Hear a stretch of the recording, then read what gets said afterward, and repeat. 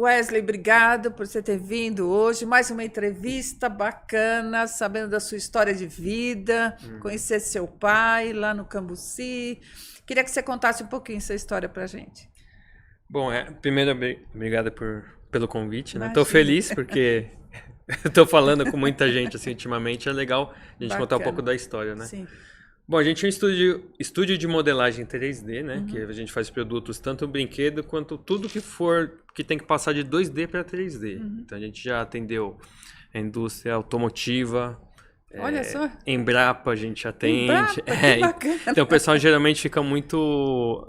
a nossa visão por essa expertise que a gente tem na linha de brinquedo, a gente é muito conhecido nesse setor dentro da indústria, né? Então vamos dizer assim que o nosso nome é muito forte pelo jeito que meu pai consolidou o sobrenome, entendeu? Meu pai começou... ele pegou alguns cases Como é que de chama sucesso. seu pai? Wilson Iguchi. E o estúdio é Iguchi, né? Então, assim...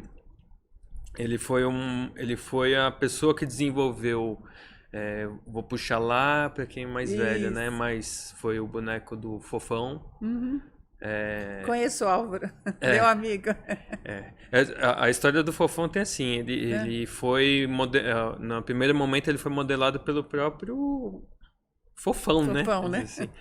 E meu pai ele foi chamado para viabilizar de uma maneira que fosse escalável industrialmente, né? Então, meu pai teve participação disso.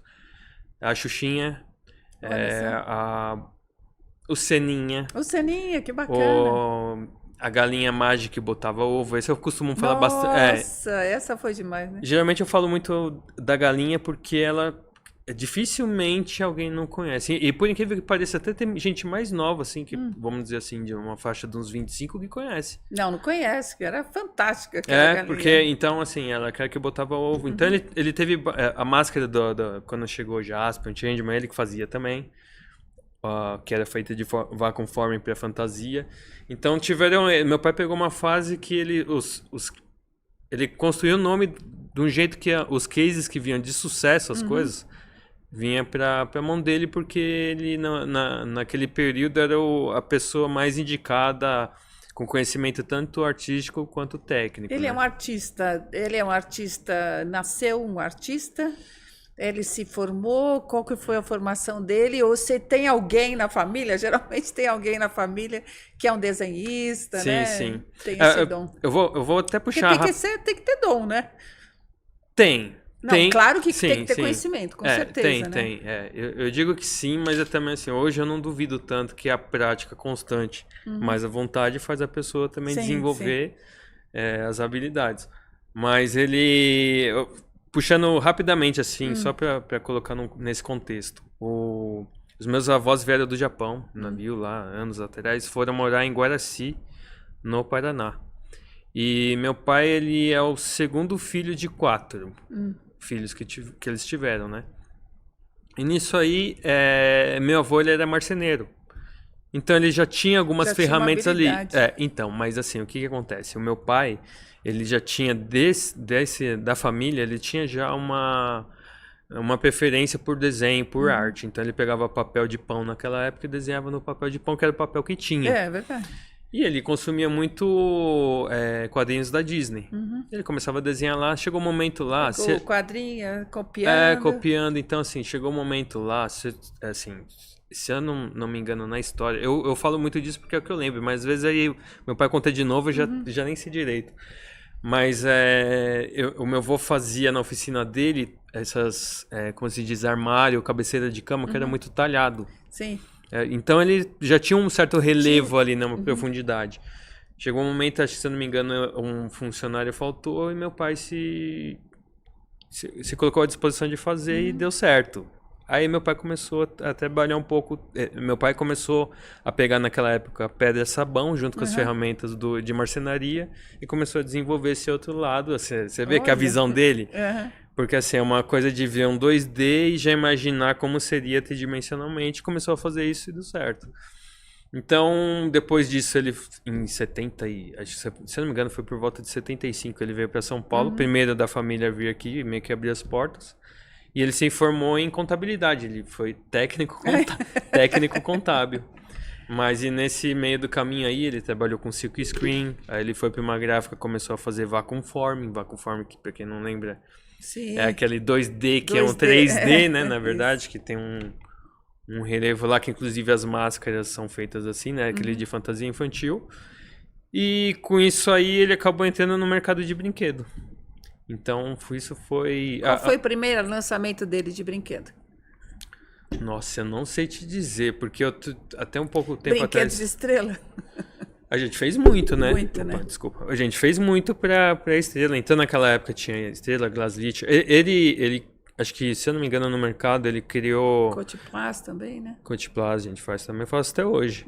Mas ele ganhou relevância no mercado, acho que quando começou a fazer Turma da Mônica. Entendeu? Porque aí teve... Tanto que tem um vídeo, quem procura no YouTube, tem vídeo dele da Pequenas Empresas, Grandes Negócios dos anos 90 para 2000. Ele e o Maurício de Souza explicando o processo de desenvolvimento de brinquedo que aconteceu lá atrás. Então ele até fala que a partir do momento que ele começou a ver... junto com meu pai lá, desenvolver com frequência, porque começou a ter muito produto, a própria arte desenvolveu, porque ela era mais pontudinha, bochecha, começou a ficar mais redondinha. Meu pai conseguiu fazer interpretação de orelha, porque uma coisa muito comum nessa parte de arte é que a gente faz a imagem de frente, de perfil, mas quando transforma isso em 3D, não bate as medidas. Não? Então tem que ter algumas adaptações. Entendi. Então aí foram esses caminhos assim que... a maneira que meu pai conseguia interpretar as artes 2D de uma maneira que ficava mais o mais próximo possível do que do real, vamos supor assim, que deixou ele em evidência no mercado. Ele começou a ser lembrado para fazer tudo. Então a gente atendeu Brinquedos Estrela, igual você falou, Cotiplas, a gente atende Nova Brinque, foi o Grow na época, tinha Glaslit, todas assim. Todas. Foram todas. Eu lembro que eu comecei com licenciamento e todo mundo falava muito do seu pai, né? Uma vez a gente foi lá, acho que foi a Beatriz Costa que me levou lá no escritório do seu pai, no Cambuci. E eu vi ali, era um artista, né? Sim, ele é um artista, né? Ele é bem artista mesmo. Muito, assim. Por isso que faz diferença quando vem um produto, por isso que a indústria procura vocês também, porque quando vem um produto final... né? E as características da boneca, do boneco, e a indústria consegue reaplicar daquela maneira, o sucesso de venda é garantido, né? O sucesso, assim, hoje, a minha leitura hoje, né? Não tem como... É um conjunto, né? E que eu digo porque, por exemplo, é uma coisa que eu defendo muito assim, que... a escultura não salva a pintura salva a escultura. Por que eu tô te falando isso? Porque assim, uma escultura às vezes não tão bem feita, uma pintura corrige. Entendi. Você consegue... É como se fosse uma maquiagem de rosto. Você consegue maquiar algumas imperfeições e deixar um produto melhor. Agora, uma modelagem muito bem feita com uma pintura ruim, ela não tem o mesmo resultado, Vocês entendeu? que fizeram o Topodídio com a Estrela? Eu não sei se o da Estrela foi meu pai que fez, eu lembro ele fazendo. Então, porque eu trabalhei numa agência e tinha no portfólio o Topodídio. Aí eu fui na Estrela em reunião. E aí eu reunião lá com a Iris e a Fátima, aí eu perguntei, falei, Topodídio, vamos relançar o Topodídio? Aí ele falou, peraí, Marta, vou ver se a gente tem a ferramenta. Aí descobriu que tinha ferramenta. E eles relançaram e fizeram um relançamento na CCXP 2019. E foi um sucesso. Em janeiro já tinha feito o aditamento do contrato e foi um sucesso, como foi um sucesso até hoje, né? Essa CCXP eu tava lá. Tava trabalhando lá. Mas isso no mercado industrial. Então, mas eu quero dizer que você pega uma coisa antiga, uma marca antiga, com uma ferramenta bacana, boa, a indústria ainda consegue relançar e ainda ganhar muito dinheiro em cima. Porque agora nesse mercado de brinquedo, principalmente com esse boom do colecionável, foi criada uma nova vertente que eles chamam de Kiddoots, né? Isso. Que é brinquedo para adulto. Então, ele mexe muito com o saudosismo, né? E esse mercado ainda tem. Memória afetiva, né? Entendeu? E assim, hoje a fábrica tem mais recursos para fazer um produto com mais qualidade ainda. E essa parte ferramental, que é do molde do brinquedo, ele é um... Não se perde, Não né? se perde, porque ele é um processo que ele é resistente ao tempo, entendeu? Então, faz alguma manutenção ali e consegue reaproveitar. Então, esse tipo de produto, esse mercado é um mercado que tem bastante... Demanda, né? Tem bastante chão para rodar aí, dependendo da marca que for do personagem, porque os moldes estão todos aí. Precisamos reaver, né? Isso Reaver e trazer para a indústria novamente, sim. né? E eu acredito nesse mercado porque eu acho que é uma coisa... Tem uma abertura, desde que não ache que vai ser um negócio nacionalmente em estouro, mas ele tem um nicho muito forte. Não, Acho que o mercado de nicho é muito forte. Na verdade, é o posicionamento de marketing, né? Que a empresa tem que fazer um posicionamento de marketing, achar esse nicho de mercado, ou vender só no e-commerce, e estar presente em algumas feiras também. É um mercado bem interessante. E eu acredito muito nesse mercado. Eu lancei um produto só e foi um estouro. Então. Foi carro-chefe. E tem muitas marcas aí. Eu queria lançar outras coisas que nós tínhamos na época, mas nós não achamos na verdade, a Estrela não achou a ferramentaria, né? Se tivesse um modelo ali, teria lançado outras coisas também. Eu falo de Estrela porque eu fechei um contrato com eles, mas deve ter outras empresas que sim, tem bastante. Tem a oportunidade, né? De relançar e trazer isso de volta, né? E ser um grande sucesso, uma grande surpresa, né? A própria Mimo tem bastante também, porque a Mimo naquela época, lá anos 90, era muito forte. Tinha bastante produto, assim. Então tem bastante fábrica aí que for mexer lá no almoxarifado ali, vai achar bastante coisa, viu? Almoxarifado. Mexer no armazém lá vai achar. No passivo, né? No passivo ali vai achar, vai virar um bom ativo ali se deixar. Verdade.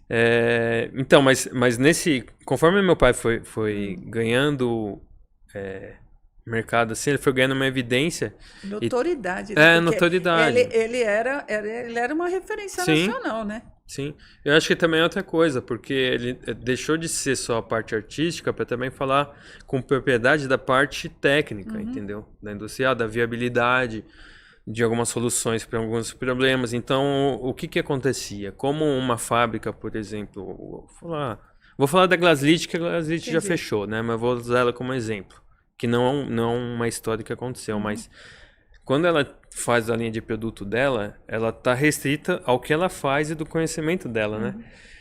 Como tinha um estúdio lá, atendia várias fábricas, a gente tinha um conhecimento de vários processos de fábricas diferentes. Então, o que acontece? A gente acaba tendo mais recursos, conhecimento técnico para soluções de problemas que às vezes a fábrica lá dentro não enxerga. Só que a gente já atendeu outro. Já solucionou os problemas. Então, isso aí também foi dando, acho que mais notoriedade, foi dando mais validação para as coisas que a gente fazia. Então, acho que isso também deixava... a indústria mais confortável também. Mais confortável e deixava a gente mais com o nome mais forte em relação a isso, né? Então, foi um processo, isso acontecendo de uma maneira que a gente... Como sempre foi, né? A gente vai fazendo e não percebe, né? Não vai percebendo. Vocês têm concorrente no mercado? Tem. Não precisa falar o concorrente. Não, nós temos, tem alguns...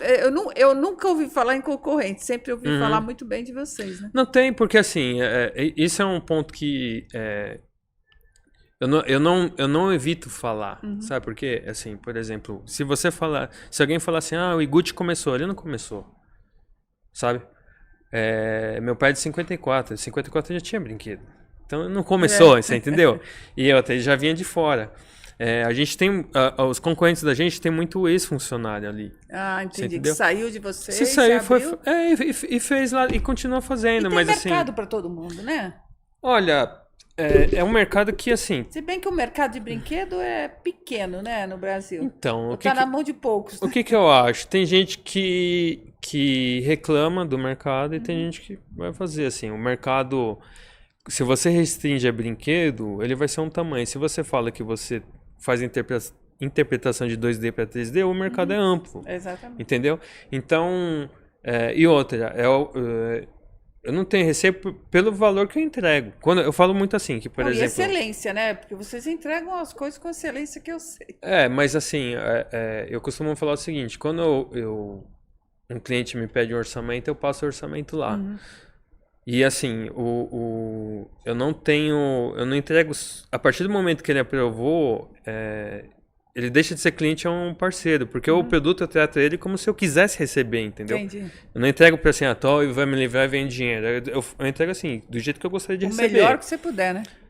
Porque eu não vou aceitar de um jeito, sabe? E outra, aí depois lá eu só tenho ganho com isso. Então, por exemplo, se um trabalho for, eu não tenho, tem coisa que atrasa, por exemplo. Não é do meu interesse atrasar. Porque eu quero estar aberto para outro. Só que às vezes acontecem uns fatores que atrasam. Mas eu quero o produto feito lá para eu ter como mostrar como um trabalho que eu fiz que foi muito bem feito. Eu tenho como na rede social postar. Não tem vantagem nenhuma em atrasar. E as pessoas, eu falo isso muito para os clientes. Eu falo, gente, não tem vantagem disso. Até porque se eu não entrego, depois lá na frente não recebe também. Então não tem ganho nenhum. Entendeu? Então acho que assim, é muito mais concorrência saudável até para você ter um balanço do que é. E mercado tem para todo mundo. Tem cliente lá que quer um produto que às vezes a melhor pessoa lá para fazer não seja eu. Entendeu? E também tem outro lá, eu falo, putz, então assim, acho que cada caso é um caso, não é uma coisa, eu não sou daqueles que tipo fica falando que concorrência é ruim. Eu acho que todo mundo tem seu espaço ali e eu acho que é até necessário. E assim, ela faz eu olhar muito mais para mim mesmo, entendeu? Talvez se estivesse sozinho ali, seria realmente um perigo, né? Essa que é a verdade, né? E hoje você está fazendo... Você continua atendendo? Seu pai hoje está trabalhando, não? O meu pai, o que aconteceu foi o seguinte... Vou até falar a questão do estúdio em si, em que momento que a gente foi... Vamos dizer, foi passado o bastão, né? Demorou, foi um processo demorado. Ele achava que tinha passado, mas não tinha passado. Falava, todo mundo passou, passei, mas não tinha passado. E eu tô falando pelo seguinte, porque a gente chegou num momento que eu já tinha meus clientes e ele o dele.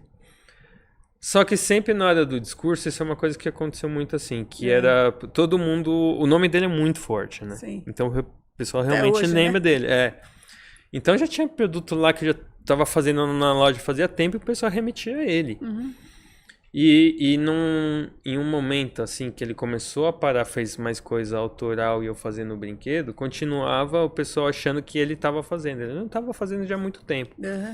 Só que a principal fator assim, que eu até hoje, lembrando da ocasião, é que por mais que seja separado trabalhos, cada um fazendo o seu, a distância geográfica é pequena. Não, é pequena e confunde. Então é necessário ter distanciamento. Entendi. E eu não foi de propósito esse distanciamento. Mas chegou no momento que ele e minha mãe estavam cansados realmente de São Paulo e tem uma chácara, que é perto de Arujá, Guarulhos. E por coincidência, uns 15 dias antes de começar a quarentena por causa da pandemia, ele se mudou para lá. E não tinha essa informação achando que tinha... Não, foi por coincidência. Então ele foi um fator que foi uma separação, depois se tornou uma coisa... Sadia, né? Sadia, mas foi até sadia em outro termo, que foi meio que obrigado, porque eles realmente ficaram isolados lá. A gente tinha contato de deixar comida para eles lá na porta lá e nós não tivemos contato. Minha filha era muito pequena, então tinha até essa questão de vô e vó que não tinha contato com o neto. E ali a gente viu assim que foi melhor de qualquer jeito, até pra relação familiar, porque assim, é muito... Todo mundo sabe que, e já é uma fama que tem, que empresa familiar se confunde em algum momento, tanto a parte familiar quanto empresarial, vamos dizer assim. Então foi mais saudável nisso. Então vamos supor assim, que geograficamente a separação foi, sei lá, 19, mas coisa de trabalho já estava mais de 10 anos separado. Mas o mercado nem percebia, né? Não percebia e também assim... Porque a excelência dos dois, né? Vamos pensar, né? Então, excelência de entrega, você tinha, né? Você teve uma escola, você falou que você começou com 14 anos, né? 14 anos full time, vamos dizer assim, mas antes eu já fazia... Porque o que acontecia? Meu pai lá, quando ele tinha o estúdio lá, quando ele ficava mais atuante lá, eu e a minha irmã, eu tenho uma irmã mais velha, chama Kemi, uma mais nova que chama Isabela. E elas trabalham junto com você? Trabalha. Ah, que bacana. A mais velha, eu tô com 41, minha irmã mais velha, a Kemi, tá com 43 e a mais nova tá com 23. Tem uma diferença grande entre nós dois, eu e a Isabela. E a gente na época, acho que, durante as férias escolares, eu e minha irmã a gente ia lá pro estúdio, então a gente já ajudava, então a gente já tinha um processo ali. E a partir de 96 por aí, eu comecei a ir meio período, porque eu estudava de manhã e trabalhava à tarde. Então, nesse período em 96, 97, já tinha muito produto. Antes já tinha, mas já tinha muito produto que tinha muito minha mão ali. Muito, assim. Já colaborou 100%? Já quase 100%. Assim, então tinha tanto minha então, quanto puxou da minha o dom irmã. do pai. Puxou o dom do pai. Você sabe que essa é uma história que é muito boa, assim, Você porque... e suas irmãs também ou não? Como assim? Em questão de design?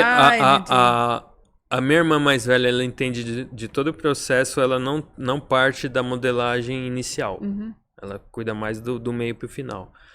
A mais nova, ela tem realmente uma habilidade artística, assim. Ela tá... Só que eu não sei se ela quer continuar nisso ou não, entendeu? Ela ainda tá se encontrando assim. Se encontrando, né? E a minha filha, eu tenho uma filha de 6 anos que ela tem habilidade manual absurda, assim. Que bárbaro!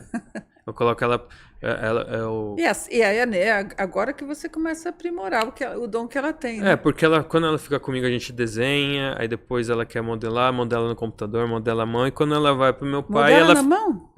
E quando meu pai, ela chega até a pegar, às vezes, papel e prepara de um jeito lá com cola e modela com papel. Olha só.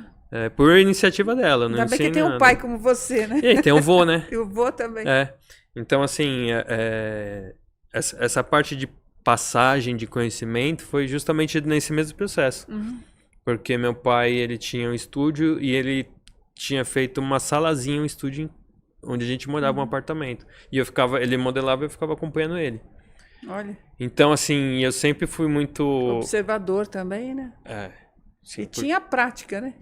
A prática foi ganhando, né? Acho que a modelagem, isso, eu coloco muito crédito nisso. Porque, por exemplo, às vezes as pessoas chegam pra mim e falam assim, qual que é a melhor massa? Eu falei, gente, não importa. Não importa. Não se preocupe com isso. Não se preocupe com massa. Ah, mas qual é o melhor programa pra modelar? Eu falei, gente, a ferramenta. Tem tal programa, às vezes tem um concorrente que tem o mesmo tipo lá, só que é um programa diferente, com comandos diferentes, mas com propósitos iguais. Não é isso que vai bater. O que você precisa é fazer interpretação de formas. Deixa eu fazer uma pergunta. Alguns anos atrás, na época do seu pai, a ferramenta era de que material? Depende do Porque tipo... era muito caro, eu lembro que era muito caro. Então você deve estar falando de injeção, molde de injeção. Molde de injeção, qual que é a diferença? O vinil é aquela cabeça de boneca que é emborrachado, que é oco. E o de injeção, vamos dizer assim, é um cabo de escova de dente. É um plástico rígido, maciço. Esse é um molde que tem um custo muito mais alto. Só que o que acontece? Ele é uma balança. A durabilidade é maior, né? A durabilidade e a produção dele é muito maior comparado com o outro. Então, vamos dizer assim. A indústria prefere esse segundo. Então, depende do qual que é a finalidade, é um caminho ou outro. Ele não, dificilmente ele dá duas opções. O processo design, entendeu? Ou é um caminho ou é outro. Posso fazer uma pergunta? Pode. Qual é a capacidade de um molde desse em questão de quantidade de produtos? Ou depende muito da manipulação que a indústria faz, ou ela tem que refazer? Como é que funciona esse sistema? Olha, ele é essa é uma pergunta, na verdade, que ela é impossível. Não, ela é impossível de responder, mas eu consigo te dar um parâmetro só para ter uma noção. Vamos supor assim, que um vinil de duas... Vou falar proporcionalmente só, vai. Se no dia ele dá uma produção dentro de tal hora, tanto dá 1.000, a injeção pode dar 10.000. Muita diferença. Você entendeu? Às vezes pode ser menos, mas não é pouca diferença, bastante. É entendeu? muita, né? Só que demanda mais investimento. Só que o que acontece? O que produz 10.000 dissolvido, depois diluído esse custo, se for uma alta produção, ele sai mais barato o preço unitário. Sai mais barato. Então por isso que eu falo que tem uma certa balança tanto de investimento quanto de design. O design também, ele já meio que fala, é esse caminho ou outro. Tem muito disso. Depende do objetivo do cliente também, depende do objetivo, né? Então, ele é bem... Essa leitura pra gente que trabalha com isso é rápido.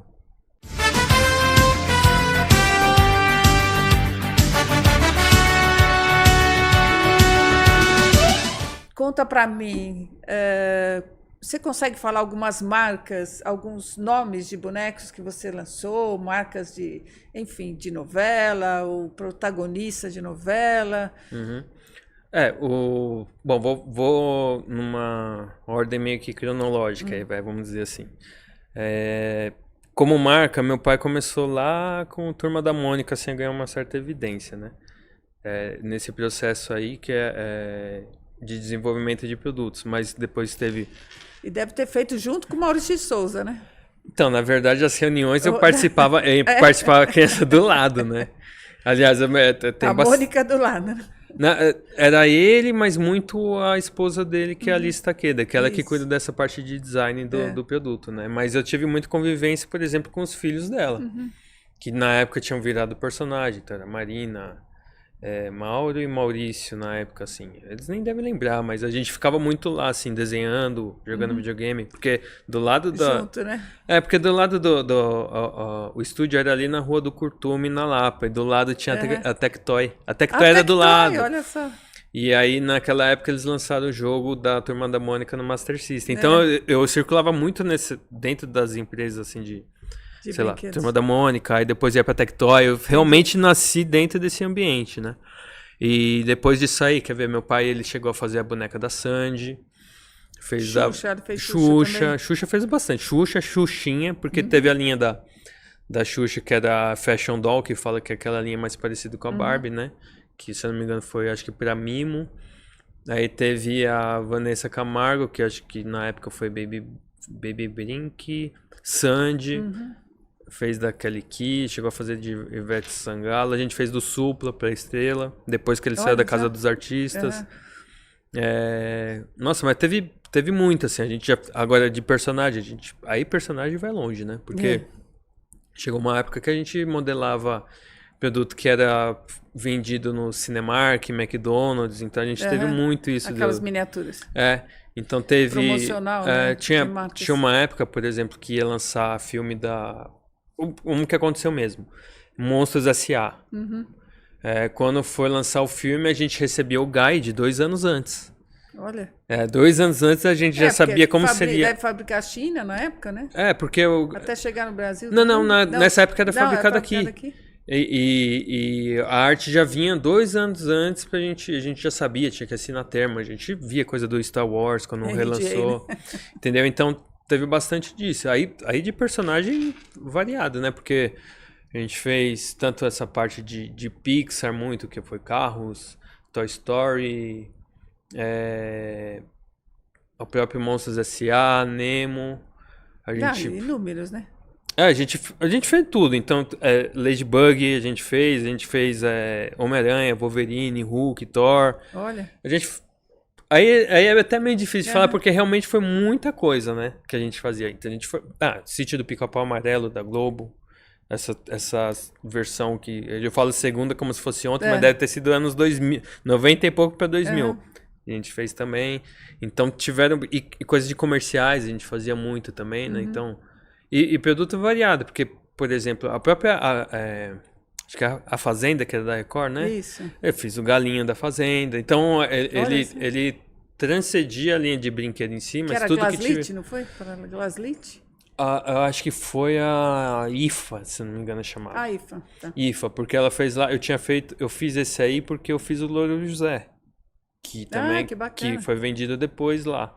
Então, assim, tudo que começava a ter mascote também, o pessoal tentava trazer para um produto vendável, que é o licenciamento, né? Assim, então, tinha bastante... sair perfeito, né? Saía. Então, coisa que tinha relação com a Globo, produto que... ou novela que lançava, tudo, sempre a gente era procurado para lançar alguma coisa desse jeito. Então, realmente, tudo que tinha disso... As bonecas, né?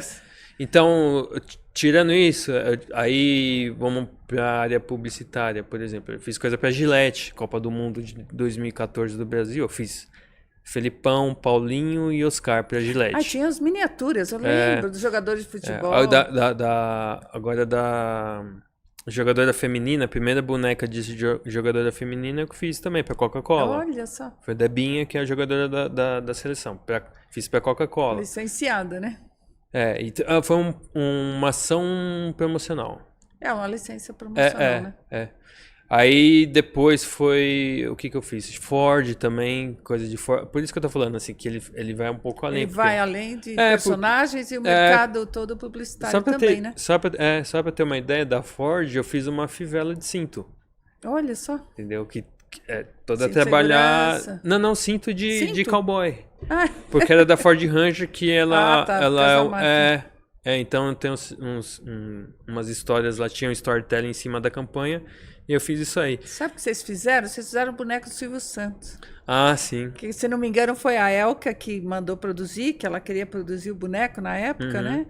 E nessa época eu estava na emissora e aí nós levamos para o Silvio Santos. Foi levado, ele agradeceu, achou lindo, maravilhoso, realmente ficou perfeito, né? Ficou perfeito. E aí eu lembro que eu deixava na minha mesa e virou um ponto turístico. Todo mundo queria tirar foto com o boneco que vocês tinham feito, né? E depois de tanta gente querer o boneco, eu falei, se eu tiver que dar para alguém, eu vou dar para uma das filhas dele. E acabei fazendo isso, porque...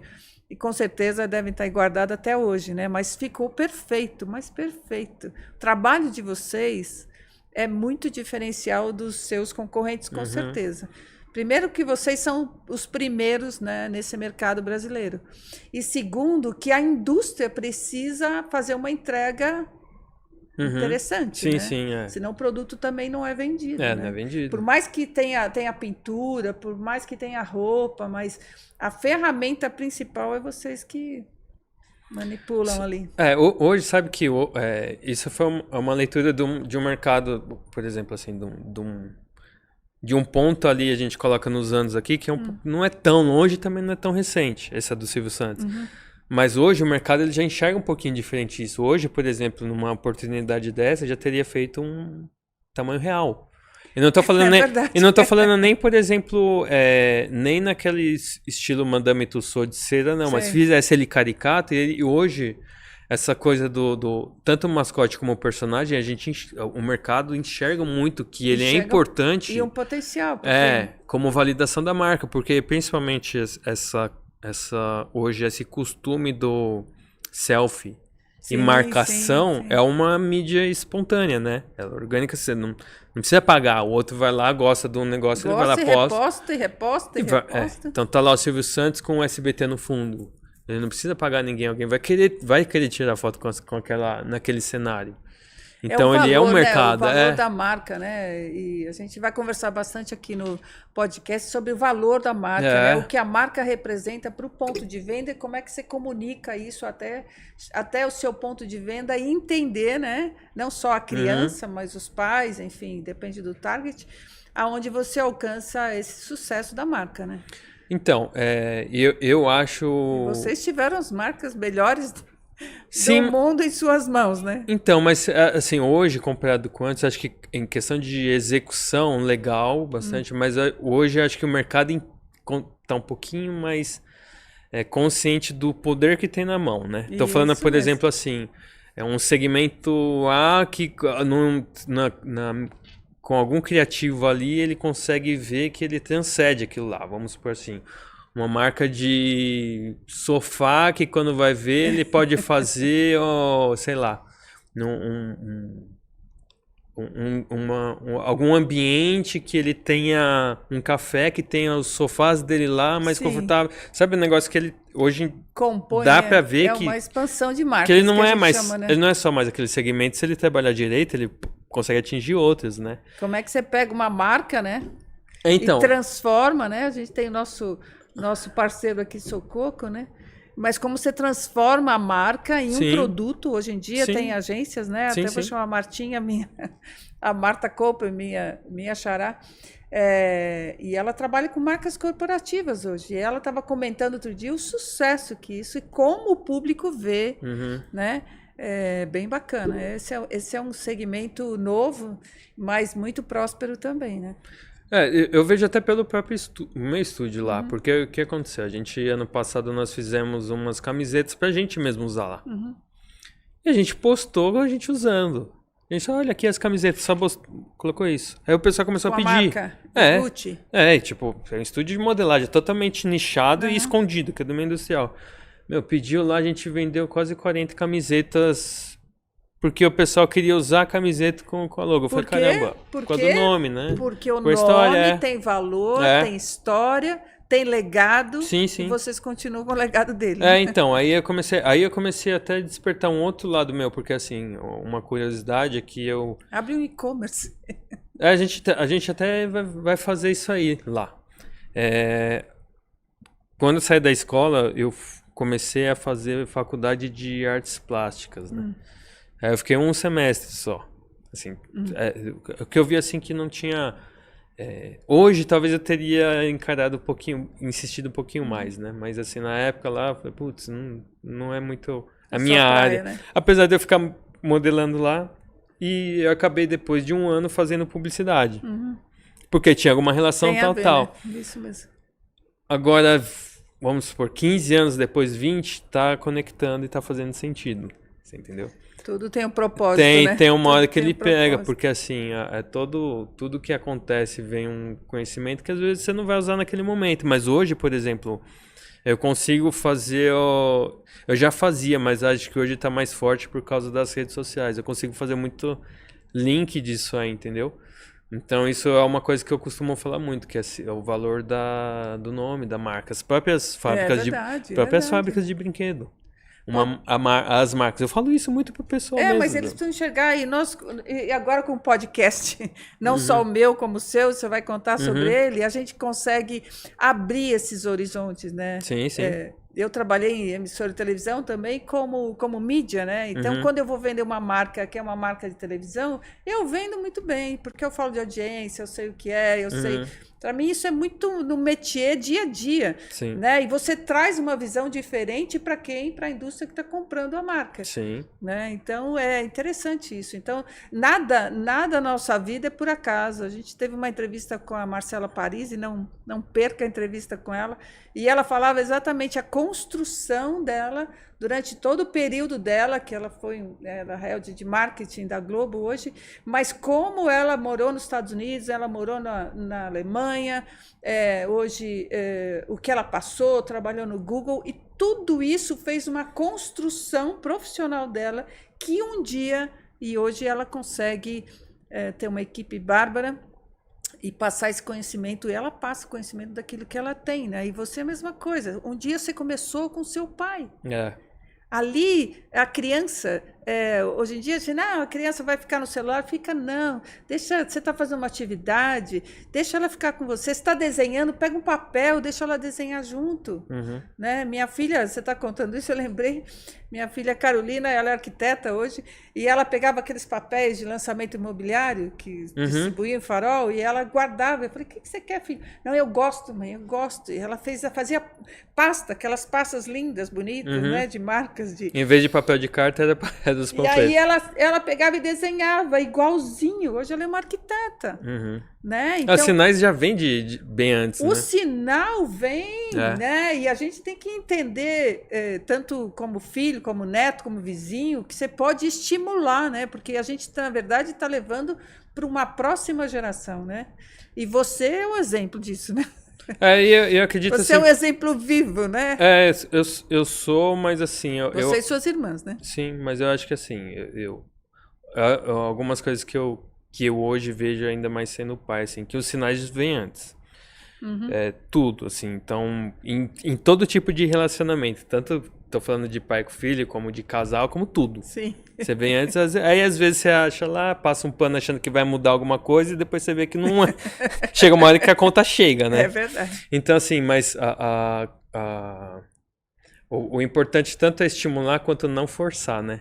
Os dois, natural, é sempre um equilíbrio, porque assim, o estímulo é justamente dependendo do olhar da pessoa, ele vai achar que você está forçando.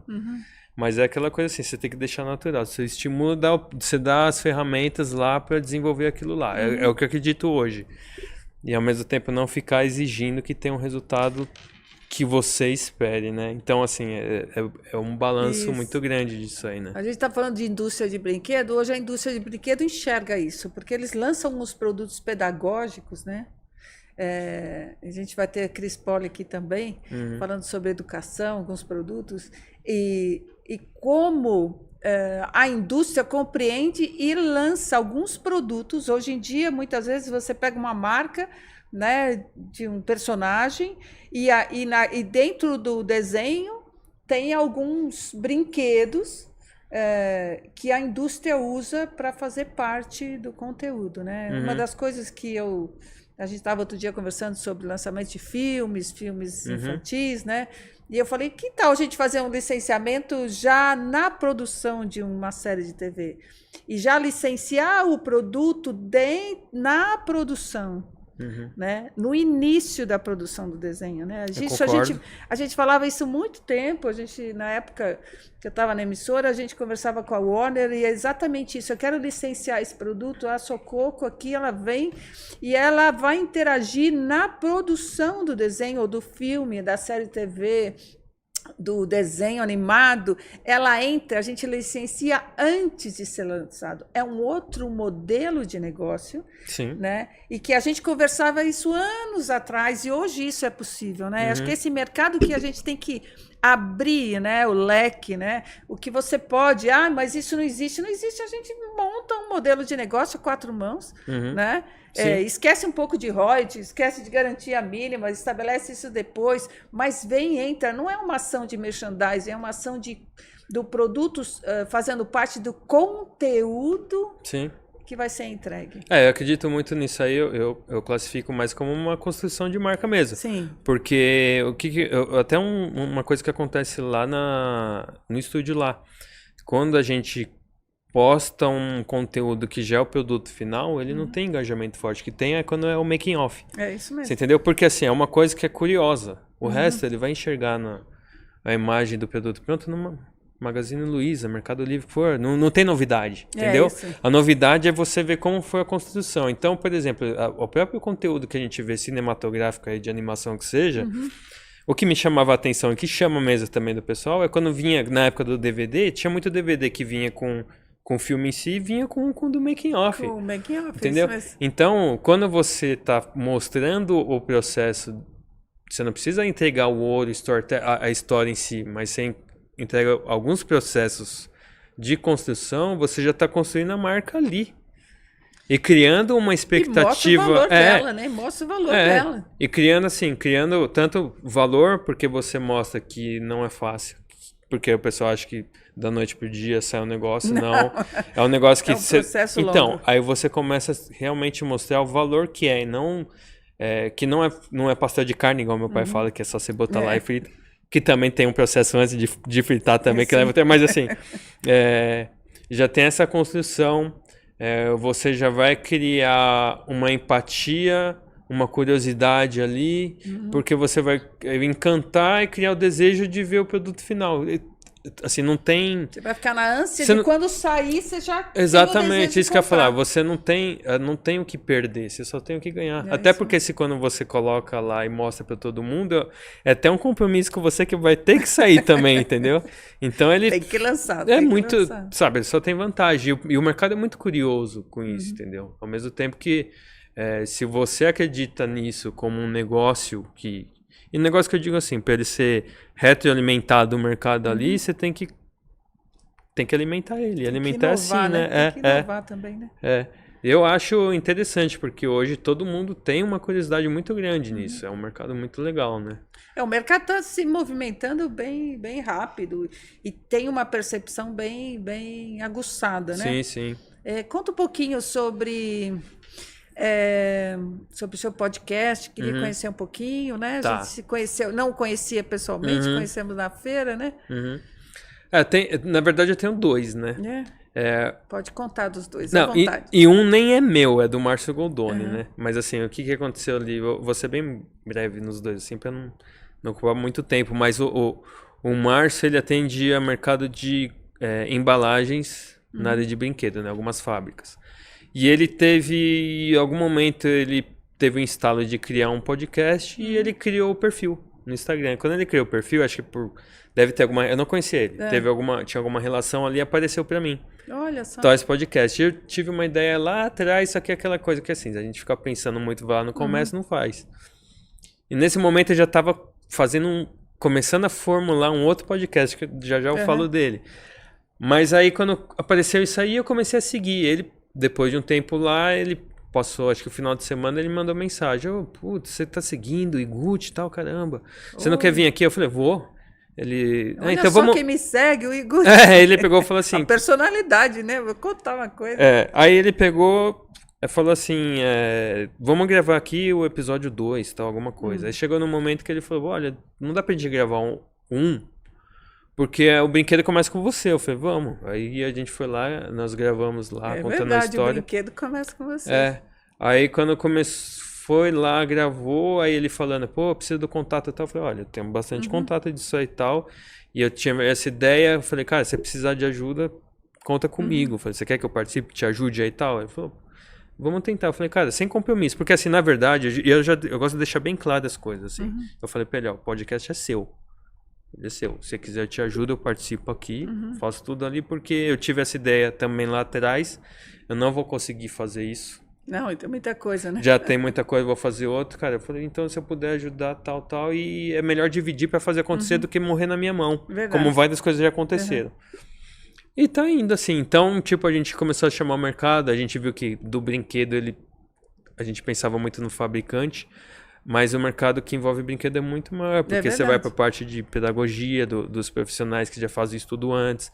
Tem a parte do marketing depois, o que é de montar, marca. né? E o que é montar um brinquedo, né? Antes de ir para ponto de venda, ele tem todo um processo, né? Então tinha marketing, então a parte de comunicação lá. Então foi licenciamento. Então ele foi expandindo. Então tá rolando já faz, acho que desde fevereiro, aí deve estar uns 8, 9 meses. E tá legal. A gente tá chamando assim como um mercado assim, no intuito de fomentar o mercado, entendeu? Então... Eu passo muita coisa de conhecimento técnico ali e também de conhecimento de vivência de quem cresceu no mercado. Então tem muita gente lá que me viu criança que vai lá, né? E ele tem uma pegada até meio que de entusiasta com o brinquedo. Então acho que é muito importante esse balanço. E o outro que esse é o Toys Podcast. O outro que é o Papo de Escada, ele surgiu porque... Esse é seu. Esse aí foi porque nos anos... Eu fiz faculdade no Mackenzie de 2001, metade de 2001 a 2005. E lá, num prédio de comunicação, a turma se reunia na escada para conversar. Então, por isso que é papo de escada. Ah, que legal. E lá a gente rolava de tudo, de tudo. E a gente fala...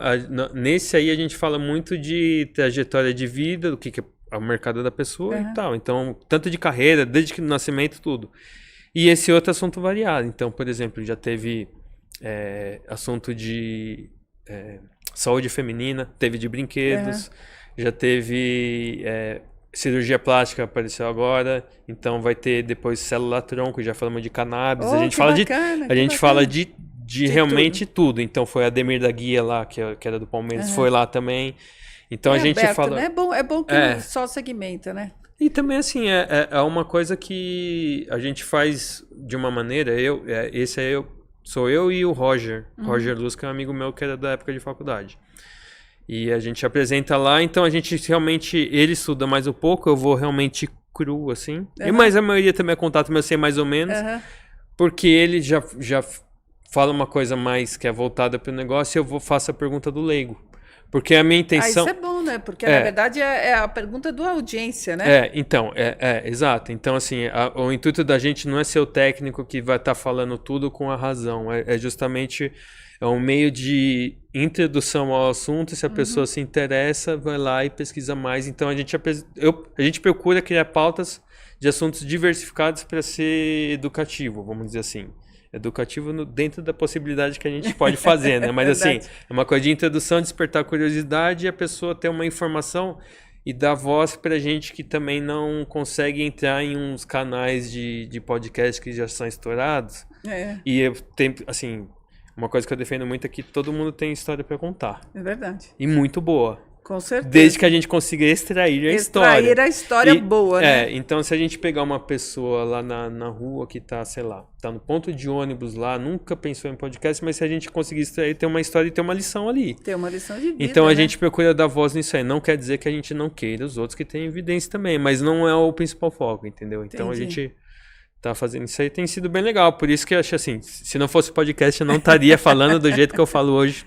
Sim, mais desenvolta aqui, e também entendeu? conhece a sua história, né? Sim, sim. Aqui no Marcas e Companhia, a gente quer falar de marcas, e não necessariamente marcas licenciadas, mas a história, né? Muitas vezes começou com desenho, o desenho pode virar um produto, pode registrar uma marca, vamos trazer pessoal de registro de marca, para poder dar o passo a passo, ensinar como é que você entra nesse mercado, que esse mercado cresça, né? Sim. E que todos possam entrar nesse mundo encantado, né? De marcas e licenciamento, história de vidas, né? Sim. E o que te posicionou, né? Hoje você tem o legado do seu pai, eu tive o legado da minha mãe, outro teve do tio, se não tem o tio, tem um amigo, tem o vizinho, a professora da escola, alguém te despertou para o seu dom, né? E talento, né? Sim.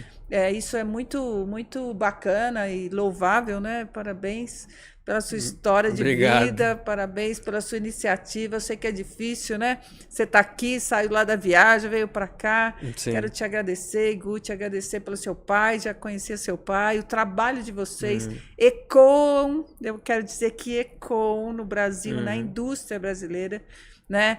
Não sei quantas e nem é o caso, mas quantas pessoas, quantas crianças não tem uma boneca, não tem um produto, ou já teve, né? Ou já teve dentro da sua casa, que passou pelas suas mãos, pelas mãos do seu pai e dos seus funcionários, com certeza, e isso é muito relevante, Esse é um valor que talvez você nem mensure.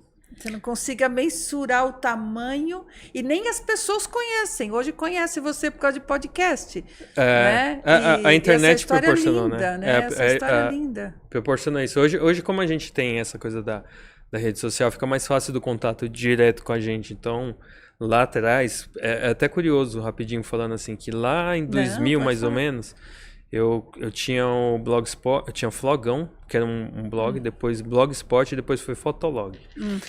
E eu escrevi ali e eu não apaguei, eu deixei lá até hoje. Porque assim, tem gente que apaga, falando, eu falo, não, gente, isso é com minha construção, então vai ficar aí. É isso mesmo.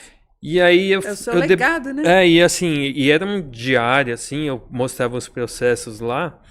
E era uma coisa totalmente solitária porque era falando pra ninguém, não tinha curtida, não tinha nada. E parecia que eu falava, era praticamente eu querendo falar e escrevendo. E hoje tem gente que me encontra até hoje e fala, eu te conheço do tempo do Fotolog. Olha só. Então, assim, pra você ver. E hoje, com essa coisa da rede social, que é mais fácil, a gente, por exemplo, teve um final de semana aí que a gente teve encontro com um colecionador. Então, você vê que como a gente não tem noção do que a gente tá fazendo, isso eu não tô nem falando só do estúdio, não. Geralmente, bastante gente faz muita coisa tocante pro outro, né? E como foi marcante, então, para os outros, assim, de brinquedo, tanto a questão do brinquedo que teve, ou o brinquedo que quis ter e não teve, ou que esperou ter um personagem e não teve. Então, isso é muito marcante. Hoje, por exemplo, tem uma coisa curiosa, assim, que quando meu pai fez a Xuxinha na época, ele foi o brinquedo mais vendido na época. Tipo, olha, não sei quanto, acho que 1 milhão e pouco de bonecos. Bom número, hein? Aí 30 anos depois, eu fiz pra Nova Brinque e o Lucas Neto que bateu o recorde do meu pai. Então, de venda, assim. Então, tenho feito bastante youtuber. Então, e vocês que fizeram? Sim. Eu desenvolvi pra Nova Brinque, né? A Xuxinha meu pai fez pra Mimo e o Lucas Neto eu fiz pra Nova Brinque. Então, assim, hoje aconteceu isso. Daqui uns 10, 15 anos eu vou colher o resultado, o feedback, né? Porque vai falar, lembra do boneco que você fez, do Lucas Neto, tal. Então é uma coisa que a gente... Você tinha que pôr no portal tudo que você lançou, né? Então, a gente tem no site de vocês? Tem, mas a gente está reformulando tudo. Mas, assim, é uma coisa que realmente... outra história rapidinho. É um legado, né, cara? De artista. E curioso, assim, também, que em 2000, acho que foi 2004, 2006, negócio assim, eu fiz o boneco do Homem-Aranha, que foi... O boneco feito pela Mimo foi o primeiro boneco... Ele ganhou o primeiro prêmio de excelência em brinquedo, na Feira do Brinquedo. Então. E em segundo lugar ficou meu pai. Olha só. Aí no ano seguinte meu pai ficou em primeiro e eu fiquei em segundo. Então tem algumas histórias assim que são engraçadas, assim. Bacana. Curiosas, né? Mas é isso, assim. É uma construção assim da coisa. O brinquedo em si. Por exemplo, só puxando isso pra marca, o quanto que o seu canal tem a explorar. Porque assim, a gente tá ganhando relevância como marcas. Então tem marca hoje que vamos supor... Vou falar um que é até um conhecido meu. Kings, por exemplo. Kings é uma loja de tênis. E hoje ela tá dentro de uma agência de licenciamento para explorar, para fazer outras coisas. Mas é isso mesmo. Ela amplia muito mais. Então, por exemplo, se a gente for pegar que hoje... essas plataformas... Os grandes varejos, né? Os grandes então, varejos. Eu lembro que assim, eu sou da infância a minha infância foi praticamente baseada nos anos 80 para 90. Lançava um He-Man, ele ficava anos ali rolando, tal. Hoje, quando eu vejo com a minha filha, a TV com ela na plataforma de streaming, se eu for só em uma, é um lançamento por semana. É isso mesmo. Se você colocar que tem Netflix, Prime, Disney, seja dos outros tudo lá, o tanto de lançamento, olha quanta marca que tem para ser explorada. Hoje tem muita coisa assim. Então o seu podcast vai ter assunto a roda aí, muita gente. No início nós estamos chamando os amigos. Sim, mas assim... Na verdade, eu tenho chamado algumas pessoas que fizeram parte da minha história de licenciamento durante esses 20 anos, né? Então, até hoje são meus amigos, né? A gente constrói relacionamentos que durem, né? Mas tá aberto para você que quer, vai ter o contato @ né? Marcas e Companhia, e você pode mandar a sua sugestão, pode falar. Essa história do Iguchi agora fantástica, gente, eu tô apaixonada. Eu já gostava de vocês, hoje eu gosto. Não, mas se a gente pensar até, eu tô falando por experiência até no Toys Podcast lá, porque a gente fala de marcas, no início assim, o pessoal não entende tanto, aí a gente começa, você vai mostrar fazendo. E quando chegar lá, por exemplo, você vai chegar no momento que você vai chamar justamente o licenciante. Que ele vai falar, olha, eu tava num patamar quando eu peguei uma marca, tive a coragem de licenciar, foi uma crescente. Vai ser um depoimento do outro lado. Então você tem muita coisa para desdobrar ainda ali. Nossa, vai longe ainda, hein? Que legal. Deus que sabe. Obrigada por ter vindo. Obrigado. Igualmente. Um abraço na família, no seu pai. Sou uma admiradora de vocês. Eu vou acompanhar, hein? Vou acompanhar. Eu de você. Obrigada. Até a próxima entrevista, então. Até mais, gente. Quer deixar alguma coisa, algum recado? Não, eu só queria agradecer. É pra essa? Aquela ali. Qual essa? Não, eu só queria agradecer você pela oportunidade, assim, que acho é importante essa troca da gente fazer esse esforço de fomentar o mercado e dar voz para, sabe, tirar... Às vezes colocar luz em alguns pontos que algumas pessoas ainda não estão vendo a importância. Ótimo. Né? Então que tudo não é... No final, assim, o resultado de um sucesso depende de muitos fatores, de muita gente, entendeu? E às vezes fica só a luz em um lugar ali, mas tem muita gente para fazer aquilo acontecer. Então, caminho de podcast é bom quando democratizou isso aí, a gente poder mostrar que o resultado ali, até de um produto que a pessoa acha que é caro, já vem muita coisa antes ali e tem um valor tremendo por trás, né? A gente mostrar o valor, não ficar só a pessoa reclamando do preço, mas a gente mostrar o valor que tem e o trabalho que tem por trás, né? E o tempo, né? E o tempo. Obrigado. Valeu, obrigada.